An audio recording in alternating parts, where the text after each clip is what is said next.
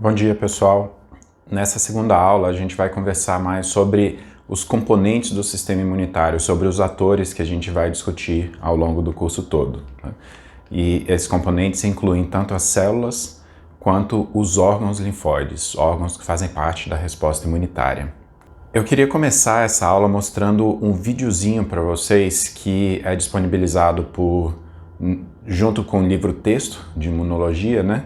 E ele mostra, de uma forma geral, o que acontece na resposta imunitária. Então, boa parte dos temas que a gente vai discutir ao longo do curso vão aparecer nesse vídeo aqui. Tá? Então, aqui é um tecido da pele, né? Você tem uma superfície ali em cima, íntegra, e entram ali naquela pele, ou chegam ali, uma série de bactérias. Essas bactérias estão por cima de uma superfície íntegra, elas não vão causar nenhum dano tecidual. Tá? Elas não vão conseguir penetrar nas camadas mais internas da pele e causar dano tecidual. Aí de repente você pisa num prego, corta a pele, alguma coisa assim. Essa barreira é rompida, os micro-organismos entram num local onde normalmente não tem micro-organismo e começam a crescer. Chegam células do sistema imuninato, como por exemplo os macrófagos e neutrófilos, que vão fagocitar, processar e apresentar essas células, no caso dos macrófagos. As células dendríticas também vão fagocitar, processar e apresentar pedacinhos desses antígenos. Essas células dendríticas vão para um vaso linfático. Pelo vaso linfático elas vão migrando até um órgão linfóide secundário, que é um linfonodo. Lá no linfonodo elas apresentam esses antígenos tanto para linfócitos T quanto para linfócitos B.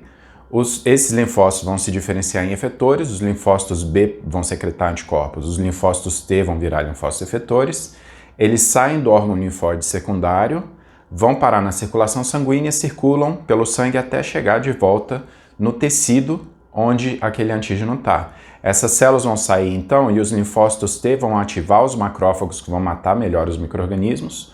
Os anticorpos vão se ligar na superfície desses micro-organismos e vão também aumentar a capacidade do sistema imune de fazer a limpeza, de eliminar aqueles micro-organismos, né?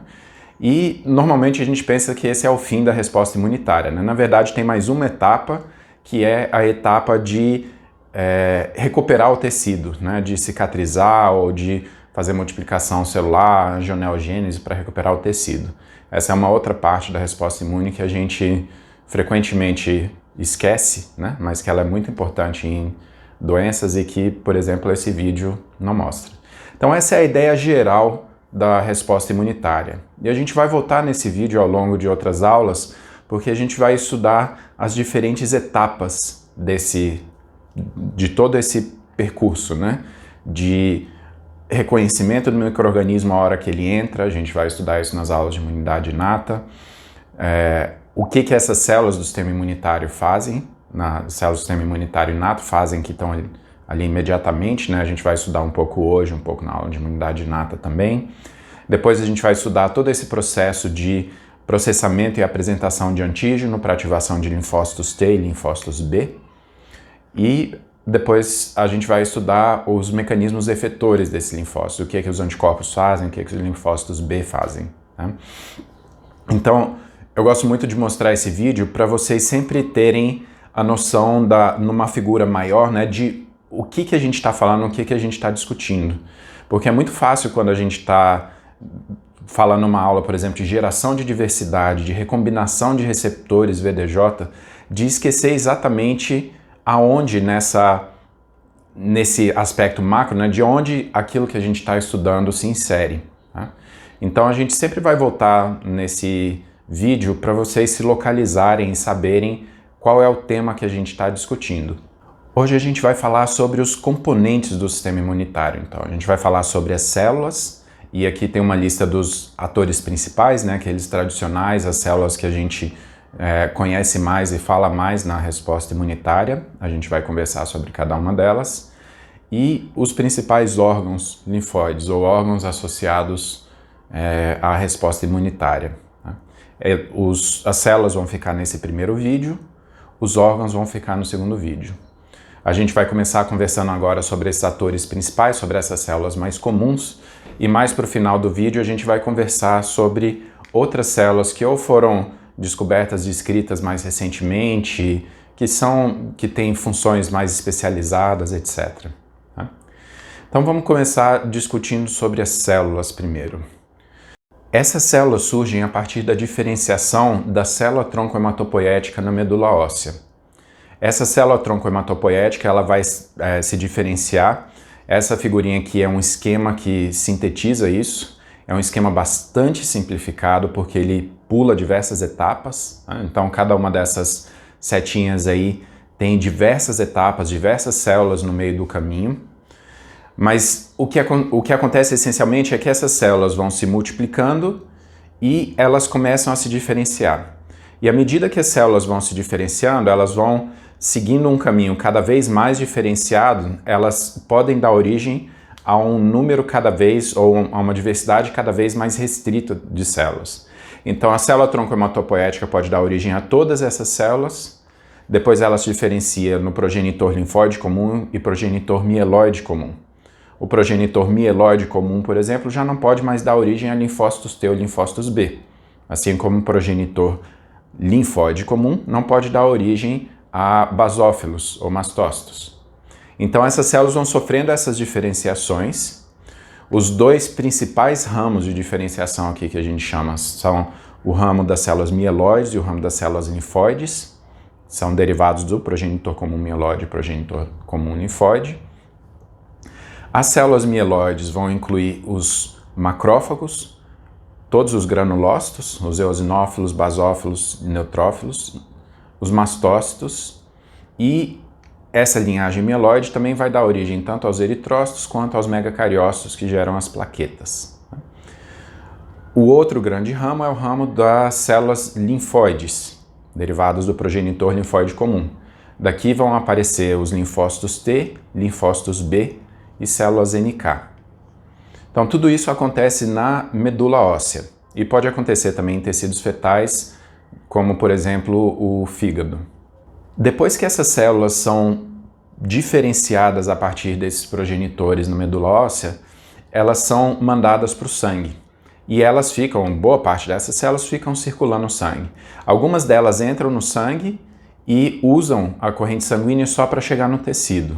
Então a gente tem algumas dessas células que ficam praticamente só no tecido, elas só estão no sangue para caminhar entre o sítio de produção e o sítio final delas.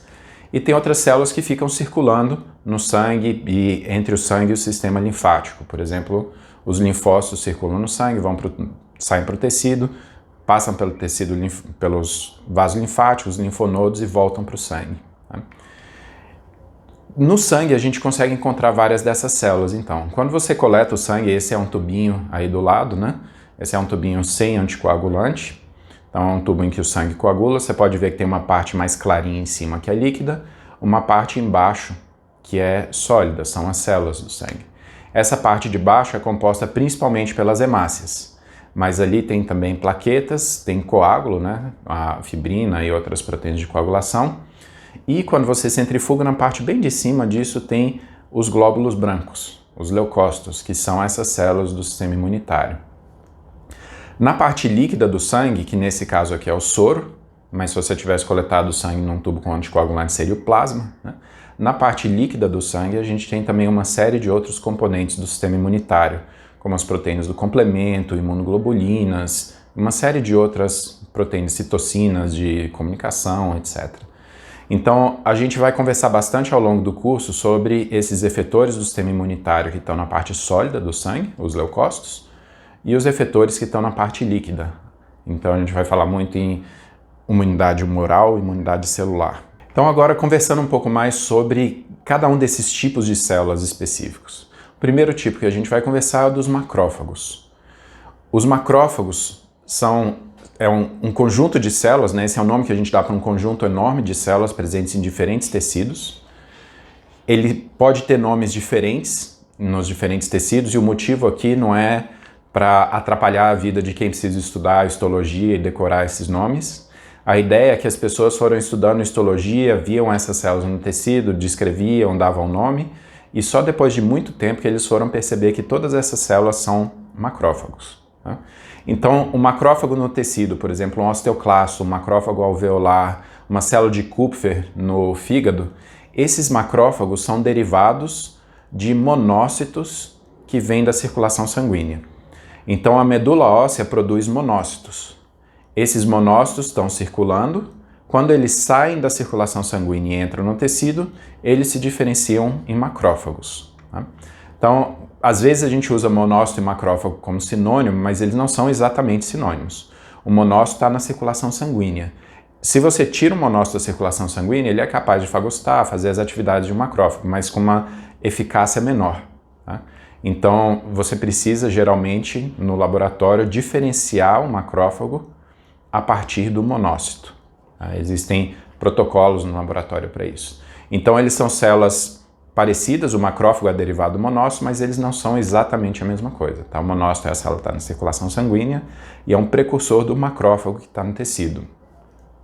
E esse macrófago vai ter nomes diferentes em tecidos diferentes. Aqui tem alguns exemplos para vocês. Alguns desses macrófagos podem ser derivados de outros tecidos. Então, por exemplo, no caso da micróglia, que são os macrófagos que estão no sistema nervoso central, uma parte das células da micróglia é derivada de monócitos da circulação periférica, uma outra parte da micróglia é derivada de células que foram produzidas lá no período fetal, né? E elas continuam se renovando no sistema nervoso central. E quando a gente estuda em detalhes a resposta imune no sistema nervoso central, você pode ver que existe uma certa diferença funcional entre esses macrófagos que são derivados de tecidos fetais e os macrófagos que são derivados de monócitos da circulação periférica. Tá? Então, esse é um detalhe, mas a maioria dos macrófagos no tecido é derivado de monócitos da circulação periférica. E o que esses macrófagos fazem? Eles têm três grandes funções. A primeira função é aquela que está descrita no próprio nome dele, macro, grande, fago, comer. O grande comedor. O macrófago é uma célula que faz fagocitose. Ela engloba partículas, põe para dentro do macrófago e digere aquilo. Pode ser um micro-organismo, pode ser um resto de célula apoptótica, pode ser um corpo estranho. Né? Então, essa é a primeira grande função do macrófago.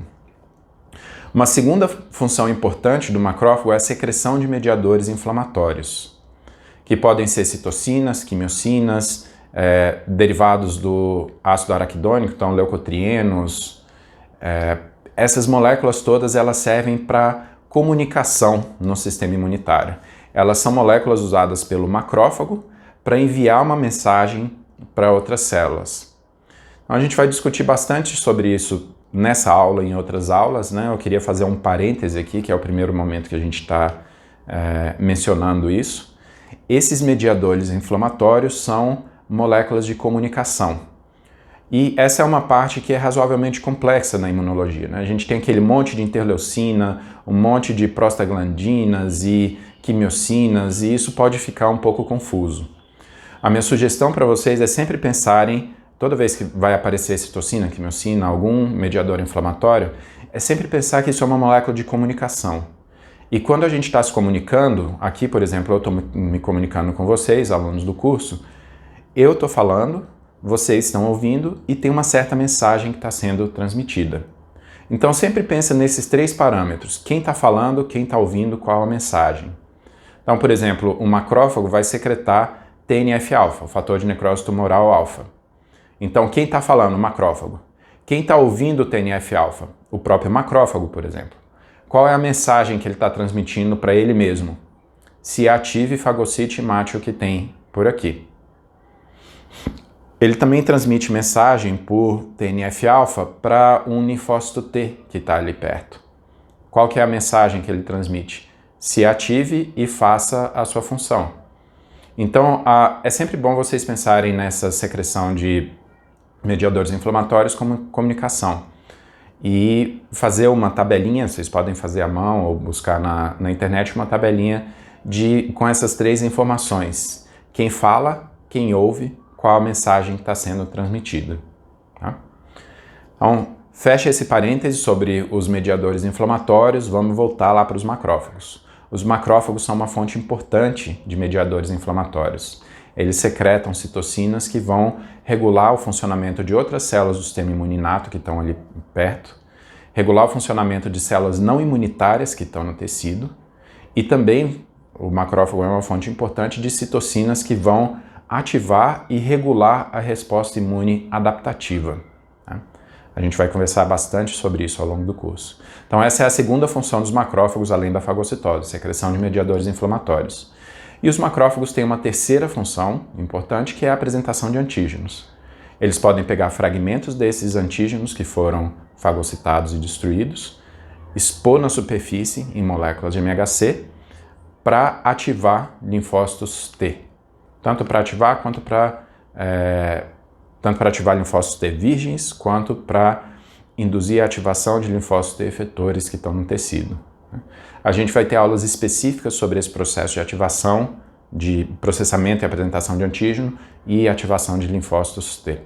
Uma segunda célula que nós vamos discutir também é um fagócito, e a gente chama essa célula de células dendríticas.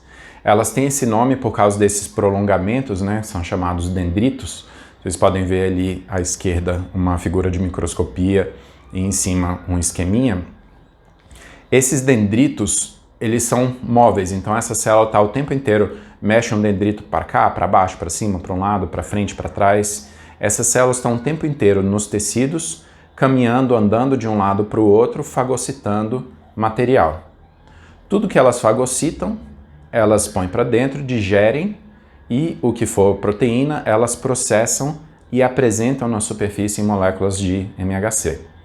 Então, de uma certa forma, a célula dendrítica parece um macrófago. Ela também fagocita, também secreta mediadores inflamatórios e também apresenta antígenos. A grande diferença, ou uma primeira grande diferença entre essas células, é que a célula dendrítica é muito mais eficaz em processar e apresentar antígeno. Ela expressa uma quantidade muito maior das proteínas que são necessárias para processar e apresentar antígeno. E essa célula também tem uma capacidade maior do que o macrófago de sair do tecido onde ela fagocitou o antígeno e caminhar para um órgão linfóide secundário onde ela vai apresentar esse antígeno para um linfócito T.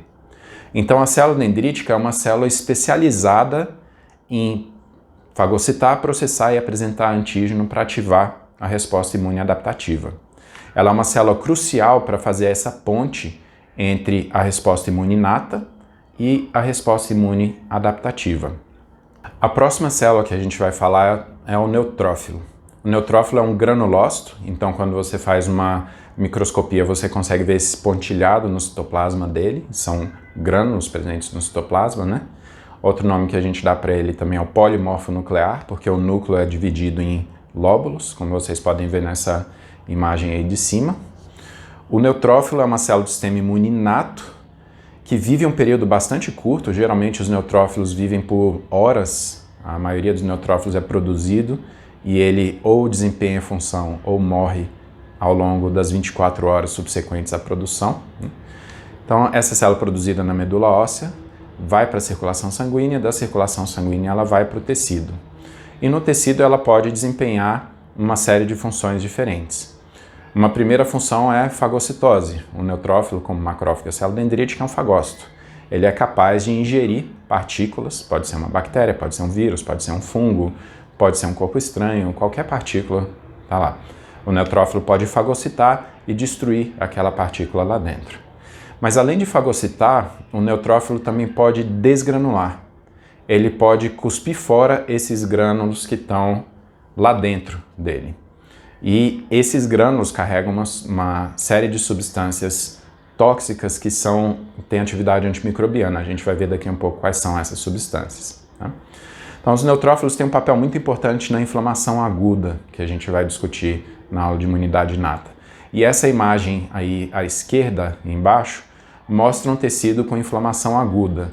E esse número enorme de núcleozinhos roxos espalhados por aí é um monte de neutrófilos que estão invadindo aquele tecido para montar a resposta imune contra um patógeno que está presente ali ou dano tecidual. Então, o que tem nesses grânulos dos neutrófilos? Os neutrófilos têm dois tipos principais de grânulos, né? Os grânulos primários e os grânulos secundários. E aqui tem alguns dos componentes principais dos grânulos. Então, no grânulo primário você tem, por exemplo, a mieloperoxidase, que é uma enzima que catalisa uma reação química que gera a produção de peróxido de hidrogênio, água oxigenada. O peróxido de hidrogênio é um radical livre de oxigênio, é uma molécula superreativa que oxida lipídios, oxida proteínas, ácidos nucleicos, etc. Então é uma substância tóxica com atividades microbicidas. Você tem um conjunto de proteases, como por exemplo a catepsina G, elastase neutrofílica e várias serinoproteases. Então essas são enzimas que vão digerir proteínas. E tem proteínas e peptídeos antimicrobianos. São ou proteínas grandes ou pequenos peptídeos, né, de 5 a 20, 30 aminoácidos, mais ou menos, então são moléculas bem pequenas, que têm atividades antimicrobianas. Então, por exemplo, eles podem se inserir na membrana e abrir poros na membrana de micro-organismos. Então, os grânulos primários têm enzimas que vão gerar espécies reativas de oxigênio, um monte de protease e peptídeos antimicrobianos. Os grânulos secundários têm lactoferrina, que é uma proteína que vai se ligar a cátions de ferro, e a ideia aqui é o que a gente chama de imunidade nutricional. A hora que a lactoferrina se liga ao ferro, ela sequestra esses cátions de ferro, e o micro-organismo que está lá no tecido não consegue ferro suficiente para o metabolismo. Então o micro-organismo acaba morrendo não porque o sistema imunitário fez alguma coisa para matar ele, mas porque o sistema imunitário tirou a comida que ele precisava para poder sobreviver. Então a lactoferrina é um exemplo de um dos muitos exemplos que a gente conhece de imunidade nutricional, né? Nessa guerra por nutrientes, principalmente cátions metálicos, né? Mas não só, vitaminas também, existe essa guerra entre o hospedeiro e o patógeno. E os grânulos secundários têm uma série de peptídeos antimicrobianos também. Então, o neutrófilo está com o citoplasma repleto desses grânulos. Quando ele recebe alguma sinalização, identifica um micro-organismo, alguma coisa assim, ele joga esses grânulos para fora. Tá? Isso cria um ambiente antimicrobiano que pode controlar o crescimento de micro-organismos. Mas se vocês prestarem bastante atenção, as nossas células também têm proteínas, as nossas células também precisam de ferro, as nossas células também são suscetíveis a dano causado por espécies reativas de oxigênio.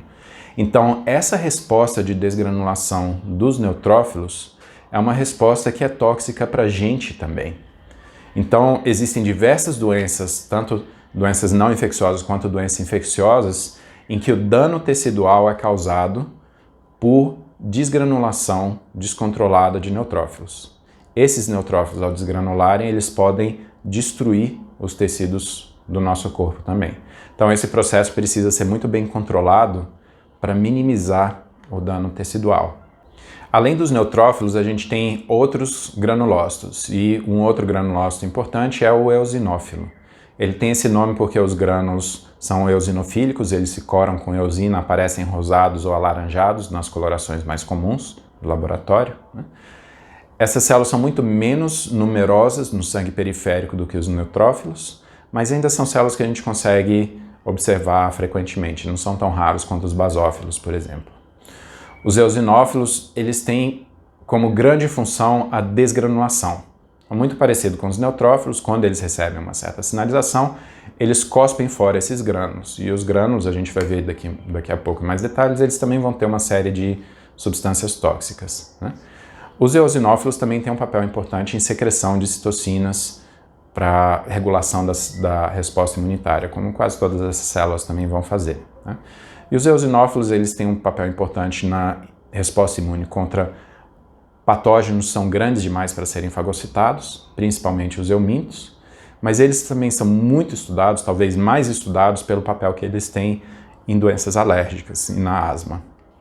Os grânulos de um eosinófilo têm um conjunto enorme de substâncias, entre as quais as mais importantes são a proteína básica, a MBP, a proteína catiônica eosinofílica, SEP, e um conjunto de proteases.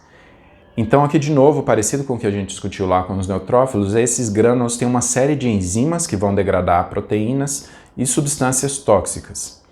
Ali em cima à direita, o que vocês podem ver é um ovo de Schistosoma mansoni. Então esse ovo vai ter mais ou menos uns 200 micrômetros, enquanto, só para vocês terem alguma coisa para comparar, o macrófago tem por volta de uns 20 micrômetros, um eosinófilo vai estar por volta de uns 10, 15 micrômetros. Então, um ovo de Schistosoma mansoni de 200 micrômetros é muito maior do que um macrófago. Então, o sistema imune não consegue fagocitar aquilo para destruir. Essas partículas que são grandes demais para serem fagocitadas, a gente vai usar os eosinófilos para montar a resposta imune contra elas. Então, nessa figura de microscopia, tem um ovo de Schistosoma mansoni cercado, rodeado por dezenas de eosinófilos diferentes. Esses eosinófilos vão reconhecer aquele ovo de Schistosoma mansoni por meio de um anticorpo do tipo IgE. A gente vai conversar mais para frente o que ele é, como ele é feito. Mas quando ele reconhece esse ovo de Schistosoma mansoni por meio do anticorpo IgE, ele vai desgranular, ele cospe fora esses grânulos. E esses grânulos vão ter uma série de substâncias tóxicas, proteases, etc., que vão matar e digerir aquela estrutura. Então essa é uma resposta muito importante contra eumintos e muito importante na alergia. E aqui cabe aquela mesma observação dos neutrófilos. Esses grânulos, eles não são completamente específicos para os parasitos. Eles também são capazes de causar dano tecidual no nosso corpo. Então, respostas mediadas por eosinófilos que não são controladas adequadamente também provocam dano tecidual intenso. E podem provocar dano tecidual intenso o suficiente para levar a pessoa à morte. Um outro conjunto de células, ou outros dois tipos de células são bastante parecidos, que são granulócitos também, são os basófilos e os mastócitos. Eles são bastante parecidos, têm quase a mesma função, mas não são exatamente a mesma célula. Tá? O mastócito é uma célula que está no tecido. O basófilo a gente consegue encontrar ele na circulação e no tecido também. Essas duas células vão ter grânulos basofílicos, então ela tem um monte de grânulos no citoplasma, os grânulos são visivelmente maiores do que os do eosinófilo, às vezes você nem consegue enxergar o núcleo da célula de tantos grânulos que ela tem. Né? Então essas células também têm o papel muito parecido com o dos eosinófilos, elas vão desgranular, vão secretar esses grânulos, né, com uma série de substâncias tóxicas. Eles têm papéis importantes na resposta imune contra parasitos, contra coisas grandes demais para serem fagocitadas, mas eles parecem ter um papel importante também na resposta imune contra ectoparasitos, como por exemplo carrapatos ou mosquitos, etc. São células que a gente estuda muito menos do que outras células, então a gente conhece muito menos sobre a função dessas células do que a gente conhece sobre outros leucócitos. Um outro componente muito importante dos grânulos dessas células é a histamina. É uma amina vasoativa. Então, quando você tem uma alergia, tem aquela coceira, uma vermelhidão, aquilo tudo a vermelhidão principalmente, um edema, aquilo tudo é secundário à ação da histamina em células dos vasos sanguíneos. E essa ação da histamina é crucial para a gente poder entender a anafilaxia, que é uma resposta alérgica, uma resposta imunitária descontrolada, grave o suficiente para levar a pessoa à morte em uma questão de minutos. Agora, saindo das células mieloides e passando para as células linfóides, um primeiro tipo de célula importante que a gente vai discutir são as células assassinas naturais, ou células natural killers, células NK. O nome delas é autoexplicativo, né? O que essas células fazem? Elas matam. Elas matam todo mundo. Elas matam outras células do nosso corpo. Então, uma célula NK é uma célula que nasce querendo matar as outras células vizinhas. Ela só não mata a célula vizinha se ela receber uma sinalização para não matar aquela célula.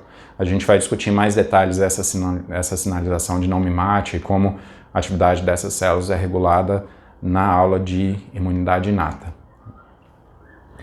Essas células são, apesar de elas serem linfóides, de elas serem derivados do progenitor linfóide comum, elas não expressam nem um receptor de célula B, nem um receptor de célula T. Então a formação delas não depende de recombinação VDJ, não depende de recombinação desses receptores. E isso faz com que elas sejam parte do sistema imune inato. Tá? Elas têm grânulos dentro também, mas esses grânulos são muito pequenos, geralmente eles não aparecem em microscopia óptica. Na microscopia óptica, a célula NK parece um linfócito com um pouquinho mais de citoplasma, parece um linfócito grande, né? Mas é muito difícil separar só pelo olho na microscopia óptica uma célula NK de um linfócito T de um linfócito B. Você precisa de outras técnicas de imunologia para poder separar. Essas células têm, então, esses pequenos grânulos que vão ter dois principais componentes, a perforina e a granzima.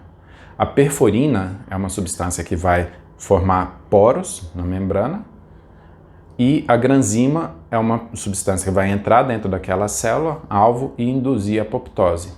Então a célula NK abre buracos na célula, joga alguma coisa lá dentro que vai induzir aquela célula alvo a morrer por apoptose. Essas células são super importantes na resposta imune contra vírus e contra tumores, mas elas têm papéis importantes também em diversos outros tipos de infecção, porque além dessa atividade efetora direta de matar células, as células NK também são uma fonte importante de citocinas que regulam a resposta inflamatória. E por fim, o último tipo de célula mais comum é o linfócito. A gente tem tipos diferentes de linfócitos, então tem os linfócitos B e os linfócitos T. Dentro dos linfócitos T a gente tem os TCD4 e TCD8, ou T auxiliares e T citotóxicos. Essas células têm todas o mesmo formato, né? A mesma morfologia, um bocado de núcleo, pouquinho citoplasma. Elas estão presentes no sangue, circulando, e elas saem do sangue, tanto para os órgãos linfóides quanto para o tecido, para poder passar pelo processo de ativação, diferenciação e para fazer as atividades efetoras. Quais são as atividades efetoras, então? Um linfócito B tem como função produzir anticorpos. O linfócito T citotóxico tem uma função muito parecida da célula NK, que é matar células-alvo. E um linfócito T auxiliar tem como função secretar mediadores inflamatórios, citocinas principalmente, que vão regular o funcionamento de todas as outras células do sistema imunitário. Então, as células T auxiliares são os grandes maestros da resposta imunitária. Elas controlam o funcionamento de essencialmente todos os outros tipos celulares. Essas células que a gente conversou agora são as células que vão ser dosadas no exame de sangue super frequente, que vocês já devem ter feito várias vezes como pacientes, e alguns de vocês como profissionais de saúde devem ter ou realizado esse teste ou solicitado esse teste várias vezes na carreira de vocês, que é o hemograma. Quando você pede o hemograma, vai ter lá um teste da série vermelha, ver os eritrócitos, as plaquetas e da série branca. O teste da série branca, ou leucograma, é um teste que vai essencialmente quantificar esses tipos celulares que estão circulando no sangue periférico. Então, aqui está um exemplo de um resultado de um teste desse. Você vai ter lá as diferentes células, né? Os leucócitos totais e os subtipos. Os neutrófilos, basófilos, eosinófilos, linfócitos e monócitos. Então você vai ter a porcentagem dos leucócitos totais que é para cada um desses e o número total dessas células. E se esses valores estiverem fora do padrão normal, dos valores de referência, você pode, essa informação que pode te ajudar a diagnosticar, acompanhar doenças ou medir prognóstico do paciente. Então, quando a gente tem um aumento do número de leucócitos totais no sangue periférico, a gente tem uma leucocitose. Quando tem uma diminuição do número total de leucócitos, a gente tem uma leucopenia. E assim como a gente tem leucocitose e leucopenia para os leucócitos totais, a gente vai ter expressões para o aumento ou diminuição de cada uma dessas células específicas. Então, no caso do aumento, você pode ter neutrofilia, eosinofilia, basofilia, linfocitose e monocitose, que é o aumento de cada uma dessas células. Ou você pode ter as diminuições, né? Neutropenia, eosinopenia, basopenia, linfopenia e monocitopenia. Tá? Cada uma dessas situações está associada a doenças diferentes e a interpretação do leucograma é super importante do ponto de vista clínico. Essas são as principais células, são aquelas células que a gente estuda em cursos de imunologia de graduação, são as células, várias dessas a gente ouve falar até no ensino médio, são as células que aparecem no leucograma, mas existe um monte de outras células que são importantes na imunologia também. Várias dessas células são descritas mais recentemente, por exemplo, ou elas desempenham funções que são muito mais restritas, muito mais específicas do que a função das outras células que a gente discutiu. Existem dezenas de outros tipos de células, ia ficar super complexo a gente discutir todas elas. Eu só queria trazer um pouco mais de detalhes sobre algumas dessas outras células que são importantes, que vocês vão ouvir falar ao longo dos seminários, vão ouvir falar ao longo da prática de vocês como pesquisadores e como profissionais de saúde. Então, as primeiras aqui dessa lista, células NKT, os linfócitos gama-delta, as células linfóides inatas e as células B1. Eu vou conversar um pouquinho mais com vocês sobre elas. E só citar que existem diversos outros tipos de células que vão aparecer. Em alguns momentos do curso a gente vai discutir, quando essas células aparecerem no curso a gente conversa um pouco melhor sobre a função delas. Em outros casos vocês vão achar isso em artigos, etc. É importante vocês saberem que existem outras células, né? Então existem subtipos de células NK, subtipos de linfócitos TCD8, de linfócitos B, e esses subtipos vão ter funções diferentes, alguns são mais eficazes em matar células, outros são mais eficazes em secretar citocinas, uns secretam citocinas que ativam a resposta imune, outros secretam citocinas anti-inflamatórias para desligar a resposta imunitária, né? E a gente tem também um conjunto enorme de células especializadas que vão participar tanto da maturação e diferenciação de linfócitos, então a gente vai ter células dendríticas do timo, células epiteliais do timo e células especializadas no processo de ativação de linfócitos. Então você tem as células T foliculares, célula B folicular, tem um conjunto enorme de outras células que a gente vai discutir quando a gente estiver conversando sobre ativação de linfócitos e diferenciação de linfócitos, tá? Então vamos conversar um pouquinho sobre esses outros subtipos ou esses outros atores de imunologia, né? Um primeiro são as células NKT, Natural Killer T Cells, ou células T assassinas naturais. O nome delas também já sugere como identificar essas células. Elas expressam tanto marcadores de células NK quanto marcadores de células T. Mas apesar delas terem marcadores de células T, apesar delas terem um receptor de células T, elas não são células do sistema imune adaptativo. Elas são células que fazem parte da resposta imune inata. Esse receptor de célula T que elas expressam é um receptor que ou pode ser exatamente o mesmo em todas as células, então a gente tem um subtipo das células NKT que chama as INKT, invariant, né? As células NKT invariantes, elas vão ter sempre exatamente o mesmo receptor de célula T, ou você pode ter as células NKT que têm receptores de célula T, mas que variam muito pouco. A grande maioria das células vai ter receptores com sequência de aminoácidos muito parecida, tá?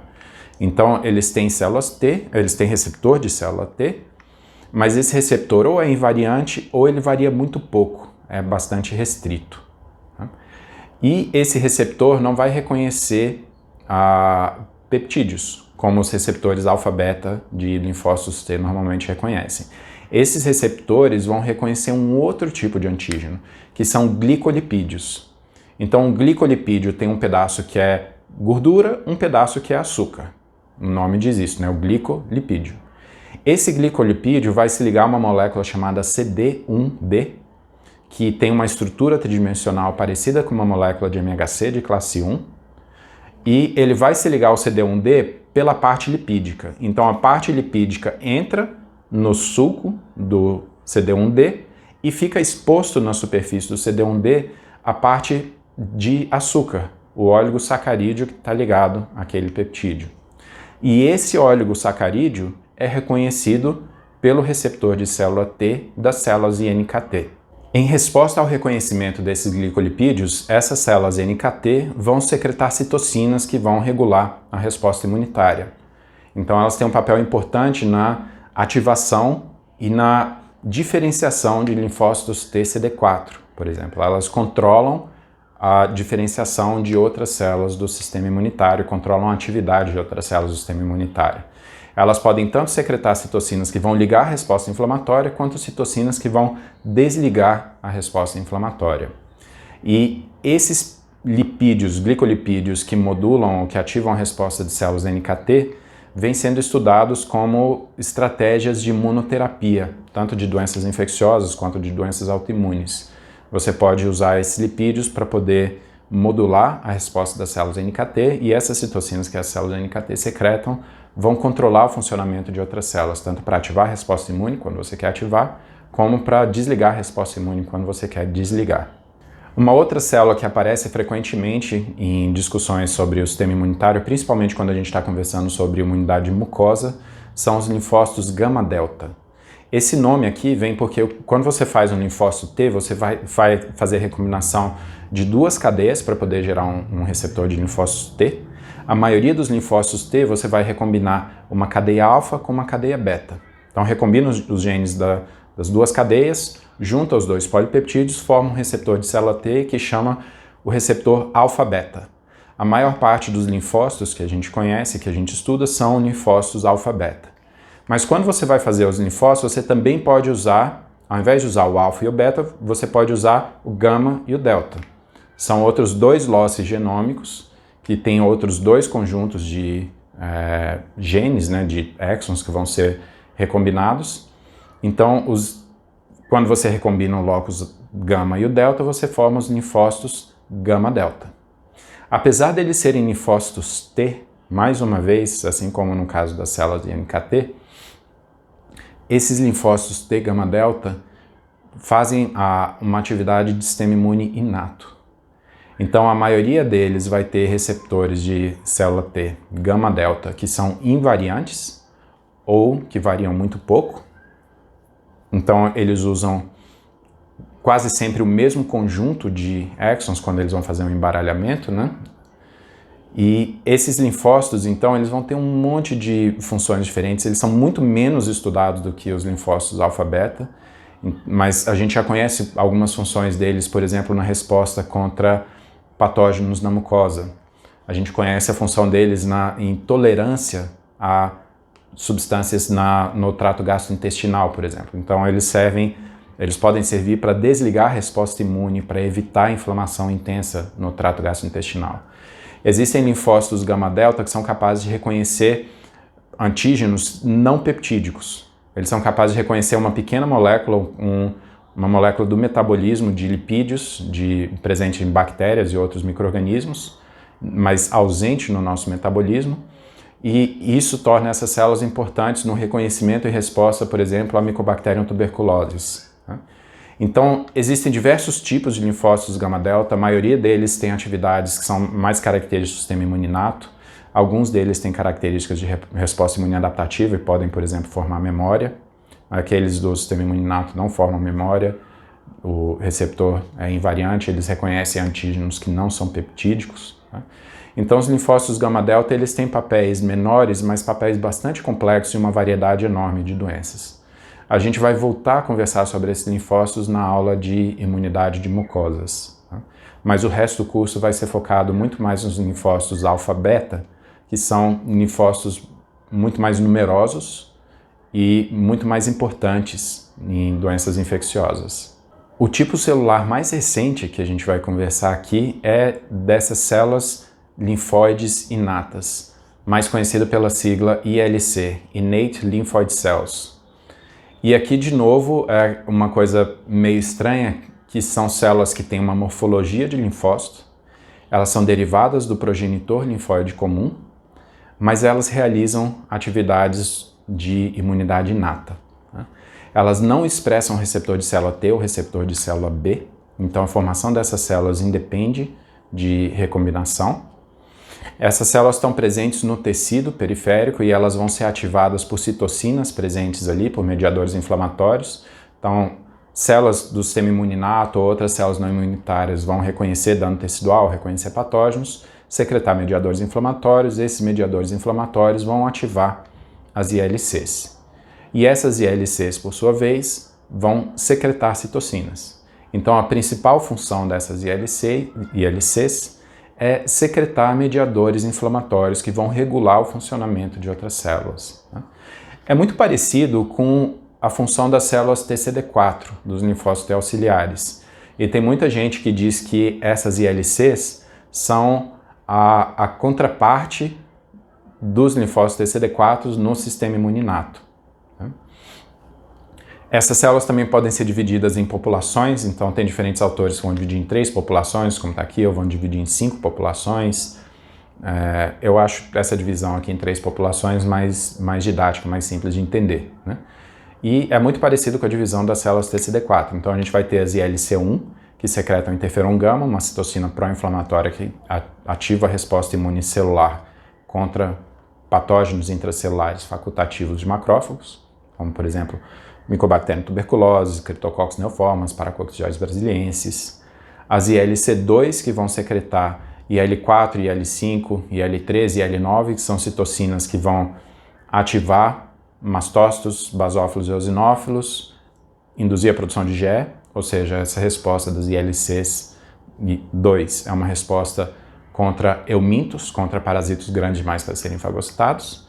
E as ILC3, que vão secretar IL22 e IL17, que são citocinas importantes para ativação de neutrófilos, recrutamento de mais neutrófilos para o tecido e indução de resposta de barreira nas mucosas, produção de muco, produção de peptídeos antimicrobianos, etc. Essa é uma resposta importante contra bactérias extracelulares e fungos extracelulares. A gente vai discutir muito mais detalhes esses 3 tipos de resposta quando a gente estiver conversando sobre as subpopulações de linfócitos TCD4, que elas vão ser divididas exatamente nessas subpopulações, elas vão ter exatamente essa mesma função.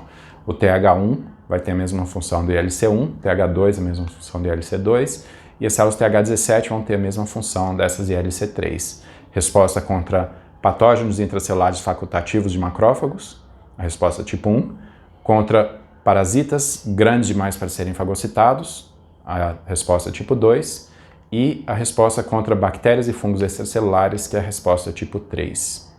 Uma outra célula muito interessante são as células B1. Então, a gente pode dividir as células B, os linfócitos B, em células B2, que é aquela mais comum que a gente conhece, que é produzida e maturada na medula óssea, sai da medula óssea, vai para o tecido, produz anticorpos, etc. Resposta imune adaptativa. Aquela célula B que a gente conhece mais, então, é a célula B2. A gente tem um outro subconjunto de células B, que são as células B1. Morfologicamente, elas têm exatamente a mesma cara de uma célula B2. E elas têm a mesma função, produzir e secretar anticorpos. Mas aí começam a aparecer uma série de diferenças. Essas células B1, elas são produzidas, a maior parte delas é produzida durante a fase fetal, e elas vão se multiplicando e se mantendo na periferia. Então, essa é uma primeira diferença das células B2, são produzidas lá na medula óssea. Essas células B1, elas são produzidas em tecidos fetais e vão se multiplicando ao longo da vida da pessoa. Uma segunda diferença é que elas usam uma parte muito restrita do repertório de genes para formar receptores de célula B. Então, boa parte dessas células vai ter exatamente o mesmo receptor de célula B, ou receptores muito parecidos. Uma terceira diferença é que essas células produzem muito mais IgM, produzem muito pouco de outros isotipos de anticorpos. E o mais importante ainda, essas células produzem anticorpo o tempo inteiro, independente de contato com o antígeno. Então, se lembra que a gente falou lá da resposta imune adaptativa, que ela vai ser iniciada após o contato com o antígeno, que você vai ter expansão clonal? Aqui não tem expansão clonal, não tem reconhecimento do antígeno e não é necessária a presença do antígeno para que a célula produza esses anticorpos. Então, essas células B1, que a gente pode dividir em B1A e B1B, elas vão estar presentes em locais diferentes, vão secretar anticorpos, são ligeiramente diferentes, mas de maneira geral, essas células produzem o que a gente chama de anticorpos naturais. São aqueles anticorpos que já estão presentes no corpo da gente, mesmo que a gente não tenha contato com o antígeno. E esses anticorpos naturais, eles frequentemente reconhecem antígenos próprios, além de reconhecer antígenos não próprios.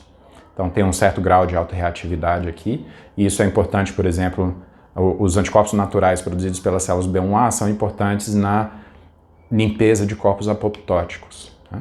E além de reconhecerem antígenos próprios, esses anticorpos frequentemente reconhecem carboidratos também. Então a maior parte dos anticorpos produzidos por essas células tem como alvo carboidratos. A ligação desses anticorpos com carboidrato é uma ligação de baixa afinidade e de baixa especificidade. Esses anticorpos naturais produzidos por células B1 são capazes de reconhecer então carboidratos presentes em bactéria, em fungo, em protozoário, em euminto, em células próprias. Então, esses anticorpos eles já são produzidos originalmente. Quando o micro-organismo entra, eles já estão prontos. Eles vão se ligar imediatamente na superfície do micro-organismo e, como anticorpos IgM, vão ativar o complemento e o complemento pode destruir aquelas células. Então isso aqui é bem característico de resposta imune inata. Tanto essas células B quanto os anticorpos que elas produzem são ferramentas do sistema imune inato. Independem da expansão clonal, são prontos, eles são feitos independente do contato com o antígeno e já estão prontos na hora que o antígeno entra. Tá? Então são componentes do sistema imune inato. Aqueles anticorpos, vocês devem ter estudado em algum momento na vida de tipagem sanguínea, se a pessoa é tipo A, ela vai ter anticorpos anti-B, aqueles são anticorpos naturais, produzidos por células B1. Os antígenos do sistema BO são oligosacarídeos presentes em proteínas de superfície de membrana celular. Então, quando a gente não tem um determinado antígeno, a gente tem necessariamente linfócitos B1 que produzem anticorpos IgM contra aqueles oligosacarídeos.